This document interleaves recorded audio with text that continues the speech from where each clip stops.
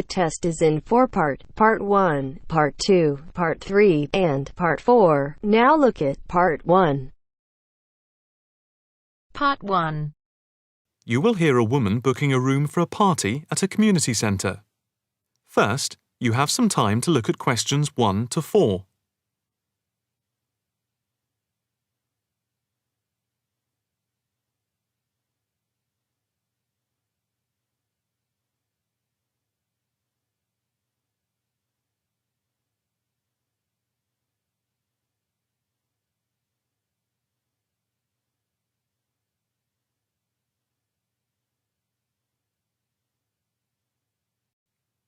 Now, the test will begin.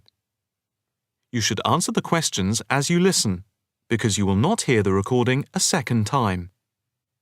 Listen carefully and answer questions 1 to 4. Hi, good morning. My name's Pete. How can I help you? Hi, my name's Maria Lincoln. I understand you hire out rooms in the community centre as venues for parties? Yes, we do. We've various sized accommodation. It depends on what you're looking for, really. We're looking to hold a party, a children's birthday party, and we need a room that will hold about 70 people, with space for a small disco area, games, dancing, and food. Well, we have a large room, and it would certainly hold at least 100 people comfortably. It's used a lot for parties and things like that. That sounds as if it might be suitable. I've tried various venues, and they're either booked up or they don't hold enough people. Can you tell me when you were thinking of holding the party? I know it's short notice, but we wanted to hold it Saturday week. That's September 15th. Let's have a look. Yes, you're in luck. The Mandela suite is free then. I'll just write that down. Mandela. And the time.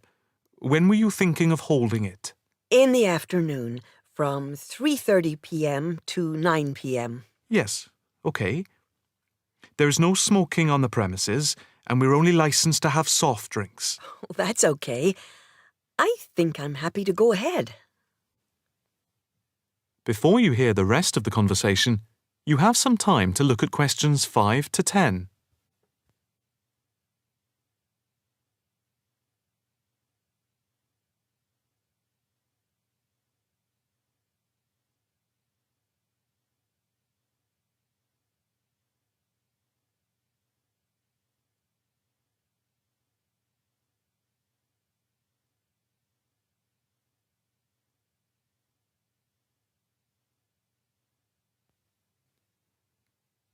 Now listen and answer questions 5 to 10. Can you just give your postcode? Yes, it's PA5 7GJ. Fine. And the flat and street number? It's flat number 40, and the street number is 35. Okay, so that's flat 40, 35 Beaches Street. Yes, that's right. And a contact number? My landline is 223279 with the code.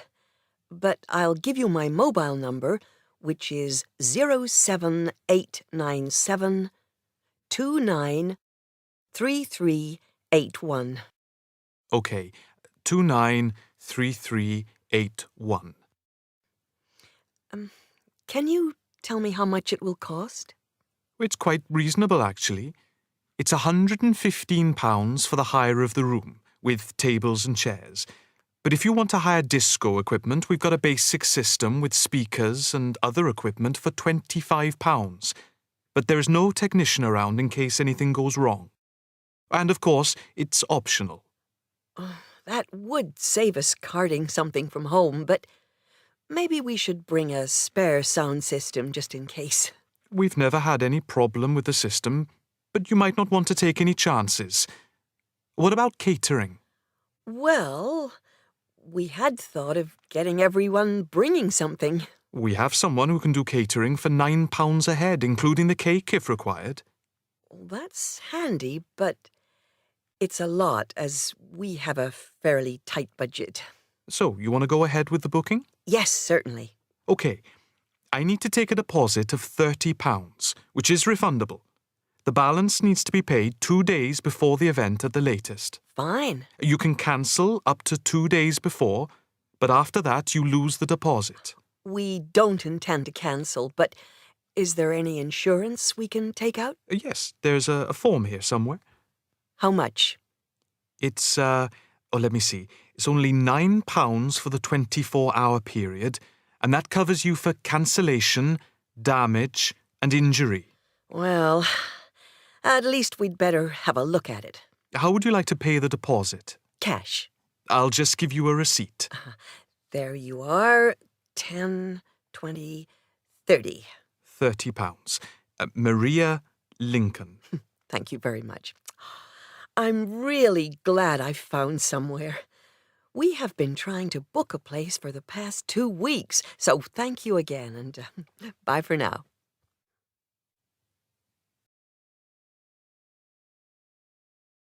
That is the end of part 1. You now have half a minute to check your answers.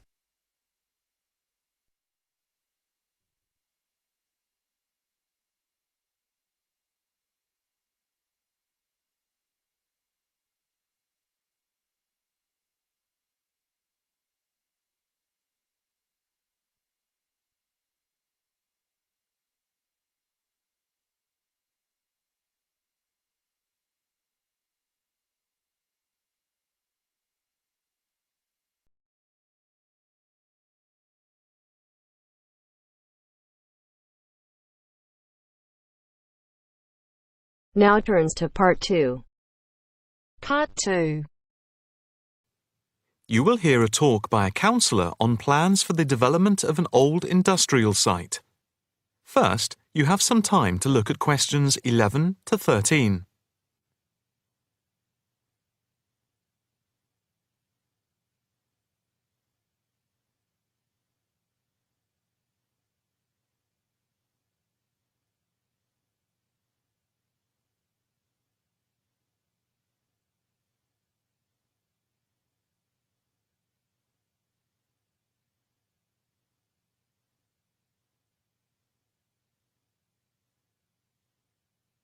Now listen carefully and answer questions 11 to 13. Good afternoon, ladies and gentlemen.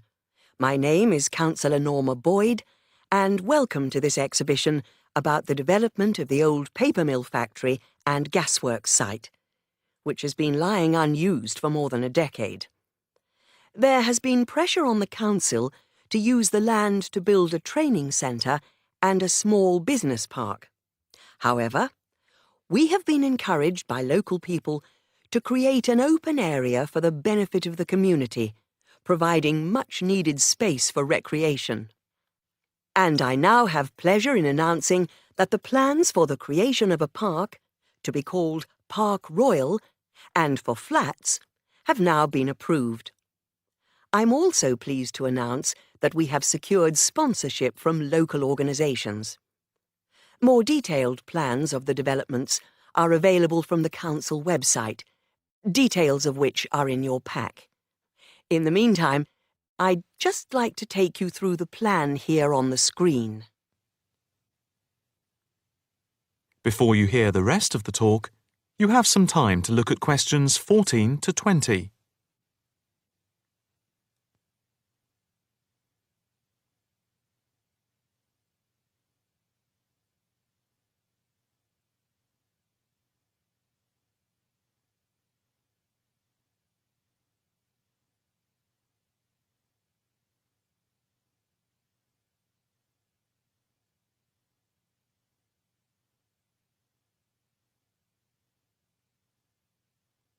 Now listen carefully and answer questions 14 to 20. If we start here at the bottom, you can see Parkside Street, where the main entrance to the park is. On the left of the entrance, in the bottom left-hand corner of the plan, there will be a block of 40 studio flats, On the other side of the entrance, there will be some workshops for local businesses. There will also be another entrance here on the top right, which leads into Pear Street. Here, in the centre of the park, we will have an ornamental lake with paths radiating north, south, east and west to the different areas of the park. In the top right-hand corner, just by the Pear Street entrance, there will be a large sports area with 2 football pitches and 4 tennis and volleyball courts. Just here, beside the pitches, on the same side of the path, will be an outdoor swimming pool. Now, in the top left-hand corner, a walled flower garden is planned with a rockery and a water feature with walkways, seats and lots of shady areas for the summer. Next to this, a sculpture garden is also planned. Now, let's see. Just here, below the walled garden, there will be a grassy amphitheatre with a permanent covered stage for open-air concerts. We hope that local schools and colleges will use this theatre to showcase student work. In the bottom left-hand corner of the plan, you can see that above the block of flats there will be a play area for children, and directly to the right of this, just near the main entrance, there will be a wild area. More trees will be planted here, and in the middle will be built an educational centre for use by local schools to encourage children to take care of the wildlife and look after the trees and plants. And finally, in the bottom right-hand corner of the park will be a cafe, opening on to Pear Street. And now for questions. If anyone would like to ask anything, I and my colleagues are only too happy to oblige. Yes, the lady in the front row, if I could have your... That is the end of part 2. You now have half a minute to check your answers.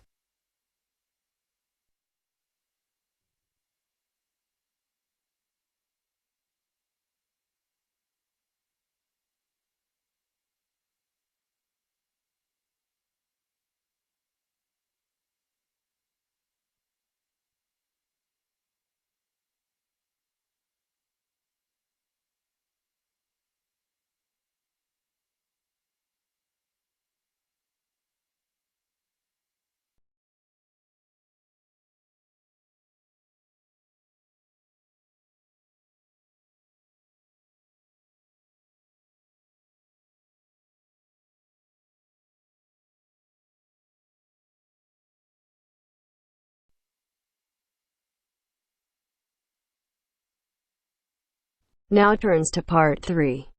Part 3. You will hear an extract from a talk about the congestion charging scheme. First, you have some time to look at questions 21 to 25.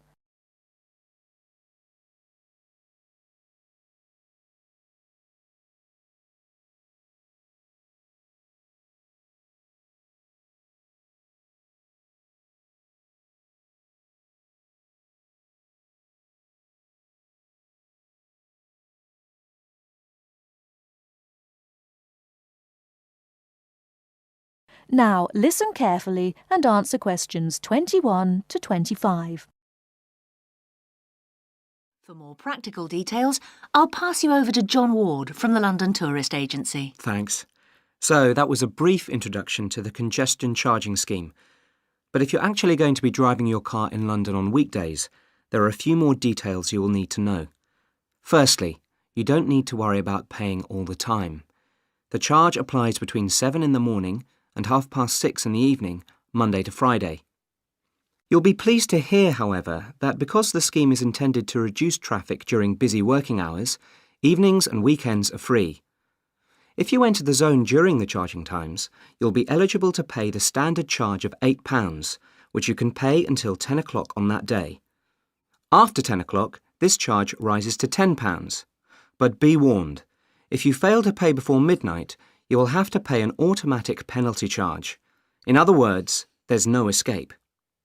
Let's move on to paying.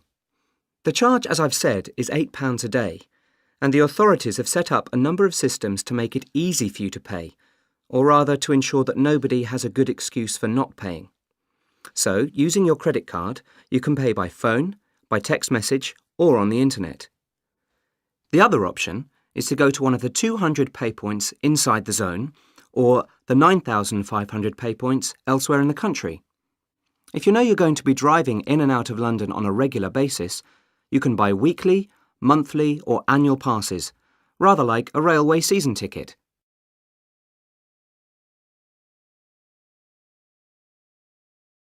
Before you hear the rest of the talk, you have some time to look at questions 26 to 30.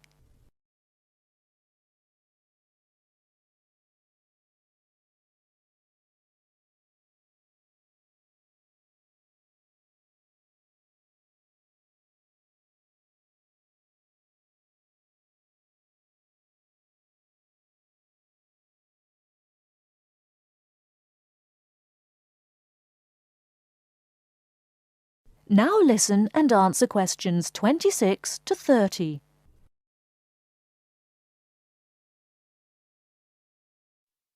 OK, on to the area itself. The congestion charging zone is everywhere inside London's inner ring road.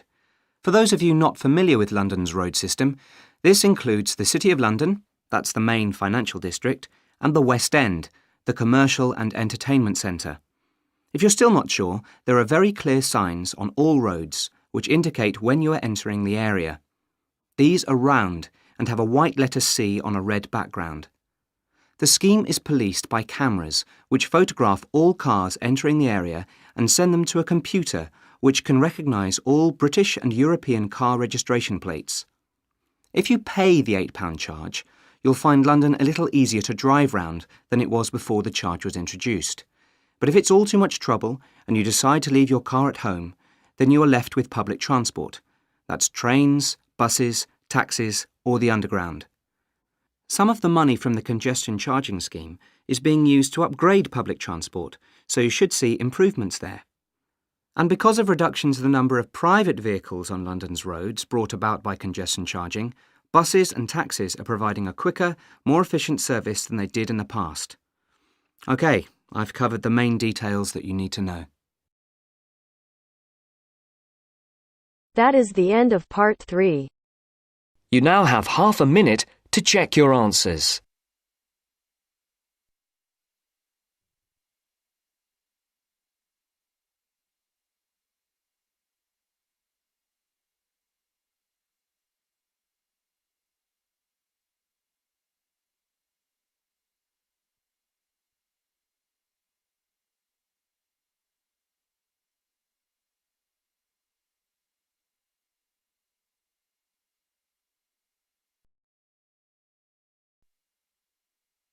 Now turns to part 4. Part 4. You are going to hear the first part of a lecture on American culture and American customs. First, you have some time to look at questions 31 to 40.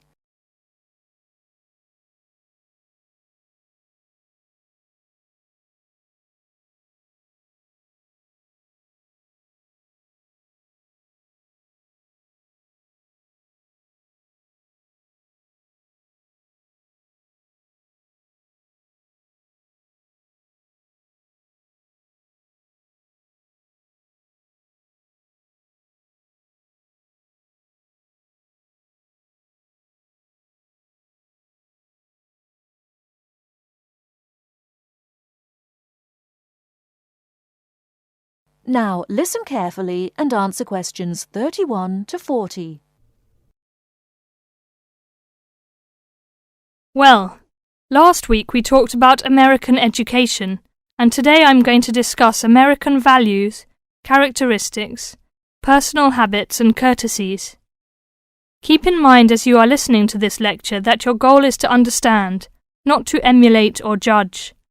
Just briefly, I'd like to mention that there is a remarkable ethnic diversity in the United States. the population of the USA is about 260 million.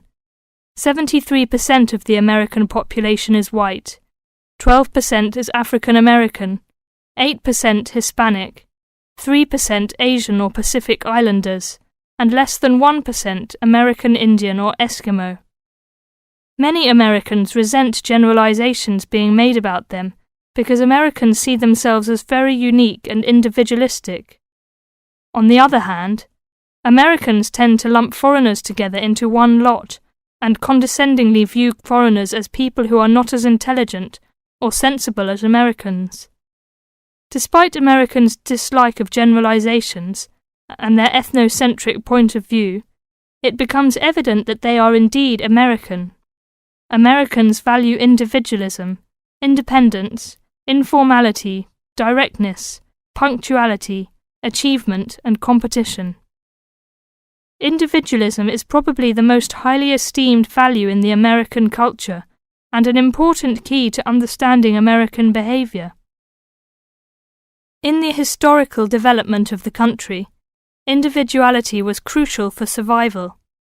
If you asked Americans to characterize the ideal person, they would probably use adjectives such as autonomous, independent, and self-reliant. Persons tend to be viewed as individuals rather than as representatives of a family or a group. Here are some examples of how this value affects behaviors. 1. If a group of friends go to a restaurant, everyone wants to pay their own way.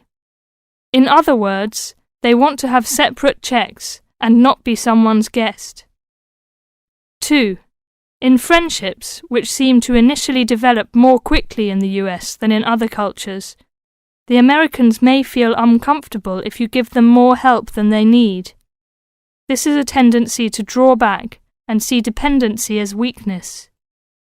In some ways, the stress on the individual rather than the family or group has led to a more informal society. Sometimes this lack of formality is viewed by members of other cultures as a sign of lack of respect. But that is not the intention in the American value system.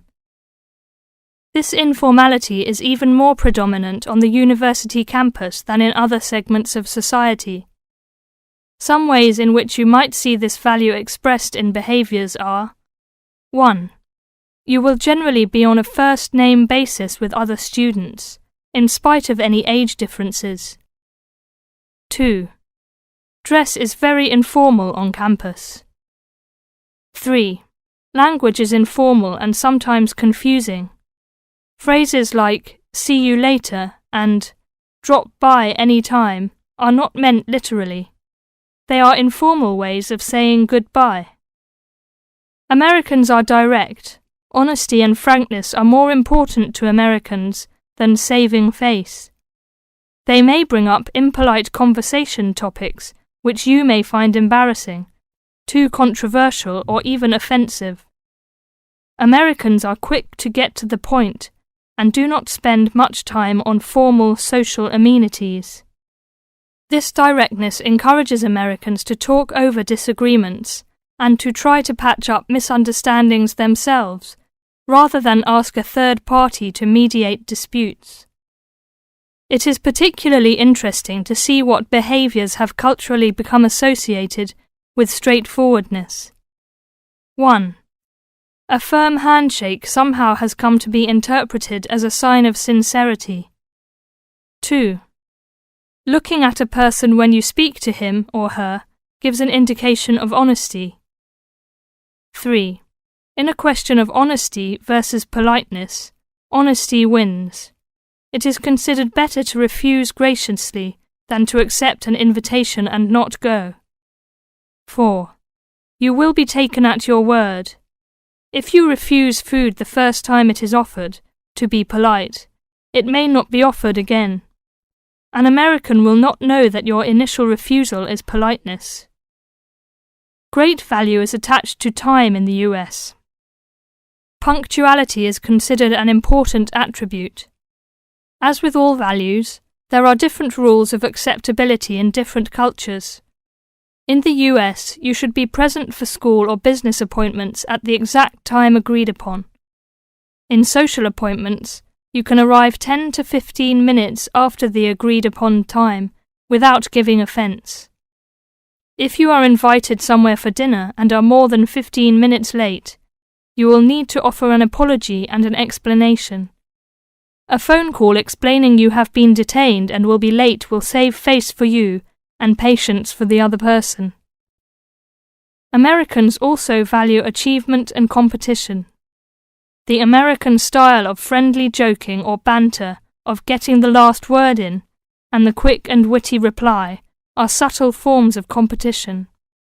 Although such behaviour is natural to Americans, you may find it overbearing or disagreeable.